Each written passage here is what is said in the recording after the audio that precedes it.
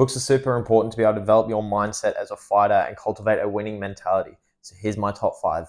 What is going on, guys? It is Dylan the Machete here, and today, without further ado, we're going to get straight into the top 5 books that I recommend all fighters should read.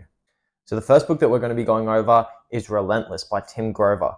Tim Grover is Michael Jordan and Kobe Bryant's coach, or was their coach back when they were in their heyday. Anyone that knows anything about Kobe and Michael Jordan would know about their winning mentality. They are known for their winning mentality, especially Kobe Bryant and his Mamba mentality. This is just a great book that will help you change your mindset.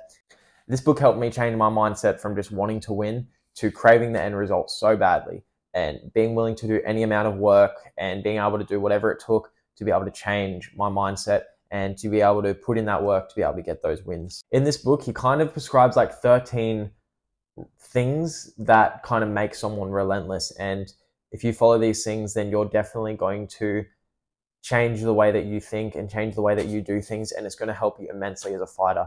There are definitely some quotes that are in this book that I really want to run over. So I got them here on my laptop. A couple of them. The drive to close the gap between near perfect and perfect is the difference between great and unstoppable.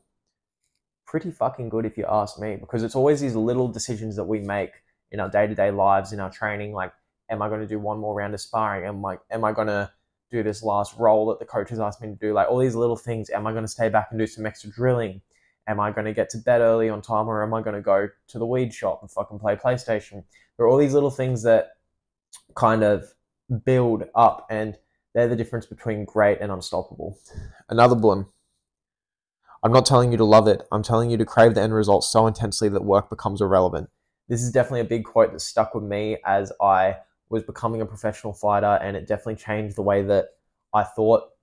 And it makes you do all the little things that you don't want to do, whether it be go to the ice bath and sauna, whether it be do those extra runs, all these little things that kind of come into play and that are going to change. All these things that you hate, but you got to do them anyway because that's what winning requires. The last one, get to that zone where you can shut out all the noise, all the negativity and fear and distractions and lies, and achieve whatever you want in whatever you do. This one is just about getting into the zone in general, and this book really helped me figure out how to get myself into the zone and how to get myself into the perfect mindset to be able to perform my best. So first book that I think every fighter should read is Relentless. The second book that we're going to be talking about is sort of like a sequel to Relentless, but this is called Winning. So this book actually came out before my 3rd professional Muay Thai fight, and I was reading it on the way because I had to go to Sunny Coast. It was on the way to the weigh-ins that I began reading this book, and it definitely helped my mindset a lot for the fight. These 2 books, I actually do go back and listen to the audio a fair bit leading up to fights, and this one was written just after Kobe had died in the helicopter crash, but it's still about kind of 13 things that you have to do, or like the 13 rules of winning pretty much. But the way that Tim Grover explains winning is he kind of explains it like it's a spirit or this thing that you can kind of attain, but it's not like you get it and then you've got it forever. You've got to constantly be changing what you're doing, which is so true in life and it's so true in fighting. It's so true in all aspects of life, whether it's business, like what someone likes one year, they're not going to like the next. What's working in MMA one day won't be working the next day. You know, for example, you used to just be able to be a jiu-jitsu fighter, and then when people were able to stop takedowns, okay, now you've got to learn how to strike and learn how to set up your takedowns. Then you got someone like Chuck Liddell that comes around and is just knocking everyone out on the feet because he's got such good takedown defense. And then you got people that come along, end up knocking out Chuck Liddell, and now you can't be just a one-trick pony in MMA anymore. Like you've got to, you know. So that's kind of when with this book, it's like the combination for winning is constantly changing.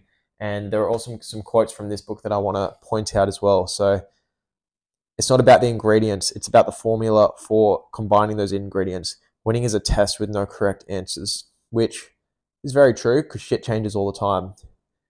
Fear shows up on its own. Doubt has to be invited. Fear heightens your awareness. It makes you alert.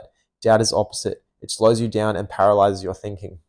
Obviously, going into a fight, there will always be some level of fear, whether it's small or large. Like you kind of over experience and over time, you learn how to deal with that fear. But when doubt sets in, that's a different thing. You can have fear and still be confident. And last one, if you think the cost for winning is too high, wait until you get the bill for doing nothing. And he kind of explains that when he kind of speaks about the steps of winning and kind of what it takes. And then it's just like, okay, yeah, like, do you really want to put in all this work, or do you just want to be a fucking loser and accomplish nothing? You know, those are the kind of thought-provoking things that this book kind of brings into the limelight. Third book, I've actually got a copy of it here, The Book of Five Rings by Miyamoto Musashi. So for those who don't know who Miyamoto Musashi is, my old karate instructor used to always go on about him. And then when I started fighting, I started to really go into him a bit more. And he was a samurai, and he was very famously known for killing, I think it was like 50 men in a day, where he'd go out there, he'd kill one of them with a sword, and then he'd hide, and then he'd kill one of them with a sword, and then he'd hide. And he was known as this fucking crazy warrior samurai. And this book's about strategy, and it's about strategy for war, and you can obviously see why this applies to fighting. This book is great in the lead up before a fight when your nervous system is very heightened and you're kind of leading into the fight. It's great for you to understand strategy of war and understand the concepts of the fight more, and just kind of understand fighting as a whole and understand it, and just get your mind kind of a little bit more smart when it comes to fighting. So there are, once again, a couple more quotes that I want to go over. Many things cause loss of balance. One causes danger. Another is hardship. Another surprise. You must research this. So he'll give you like little snippets like that, and they'll say like, you must research this. So obviously, loss of balance, you know, there's a lot that comes into that when it comes to fighting. Like, when it comes to loss of balance, you can think, okay, if I kick my opponent, they're going to be a loss of balance. If I frighten my opponent, they could be a loss of balance. You can even just like have a loss of balance in the mental state. Like, you can psychologically fuck your opponent up before going in there. Even just by the way you stand and the way you present yourself, you can put fear into an opponent and then cause loss of balance that way. Another good quote: many things are said to be passed on. Sleepiness can be passed on. Yawning can be passed on. Time can also be passed on. In large-scale strategy, when the enemy is agitated and shows an inclination to rush, do not mind in the least. Make a show of complete calmness, and the enemy will be taken by this and become relaxed. When you see the spirit has been passed on, bring about the enemy's defeat by attacking strongly with a void spirit. This one is obviously pretty self-explanatory. You can use certain strategies and you can do certain things to bring your opponent into a certain way of moving and thinking, and then you can destroy them and take the win from there. Number 4, we're talking about Quitters Never Win by Michael Bisping. So this is probably my favorite autobiography from a UFC fighter. Michael Bisping wrote it, and the reason I think that this book is so important, and I have read it probably 3 or 4 times, the physical copy, and it's a pretty thick book. It's not an easy book, or like it's not a short book to read, but I think that every fighter is going to gain value from this, because Michael Bisping, he had a very hard road, and there are many things that he hasn't really talked about on air that happened in his life. He has a criminal record. He went through the Ultimate Fighter. He didn't have an easy road, and he came over a lot of odds. Like, he fought Anderson Silva. He had his eye issue. He won the UFC title like on 2 weeks' notice. Like, there are so many things that kind of Michael Bisping has done that kind of show you as a fighter that it's never over. And if you just keep committed to the process, you have the potential to be able to win and accomplish your goals. And it's just a great message. And the way that he kind of describes it in this book, it's a great read, and I think every fighter should read it. And the 5th and final book I'm going to be talking about is Discipline is Destiny by Ryan Holiday.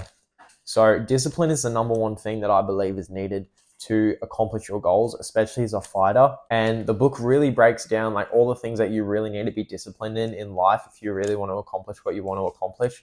And it goes over so many different things. Like, there are certain chapters that are, here's just a few of the chapter name. You've got the strenuous life is the best life.